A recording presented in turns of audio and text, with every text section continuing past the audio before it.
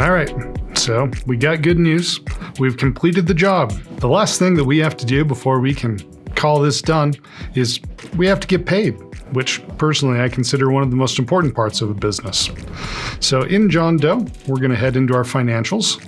And just like we did with the material order, we can actually just click the three dots to the far right of our estimate and convert it into an invoice. Now, there should be no things that I need to change as far as the line items, but I can choose the terms. It'll naturally default to due on receipt, but I could set it to net 15, 30, 45, custom, which is just, I can set how far out I want it to, or split, where I can say I want so much of the payment today, say 30%, and then on the 22nd, I want the additional 70%. If I have any notes or internal notes, I can leave them right down here. I could save this as a template, but generally I don't find it useful to save an invoice as a template. That's best done in your estimates. And with all of this looking good, we're going to go ahead and save the invoice. So let's head back to our board.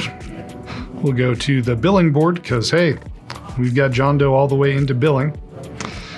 And we've submitted his final invoice. Now, we're pending our payments. You might be wondering, how do I actually do payments in Job Nimbus? It's a great question. Let's go ahead and check it out. So if we go into our invoice, we can click the three dots to the far right and choose Add Payment to automatically add a payment right to the invoice. The reference number is whatever system helps us. I make sure the payment date matches, and then I say what the payment amount is. In this case, we're going to go ahead and pay $15, and the method is going to be cash. I can go ahead and save the payment. And then you'll see the invoice has updated. The paid is 15 and the due is all of the rest of that.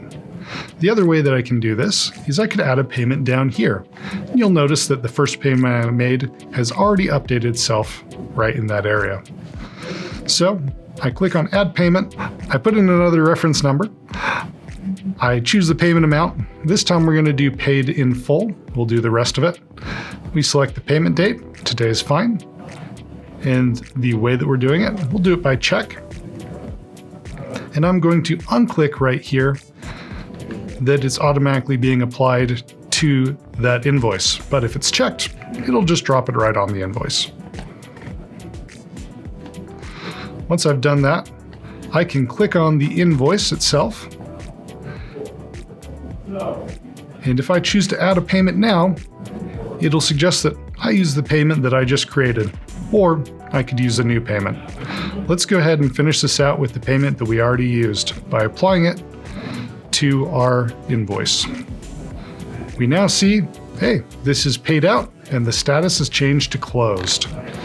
With that done, there's only one more thing to do before we can call this good, and that's to take John Doe and move him to paid and closed.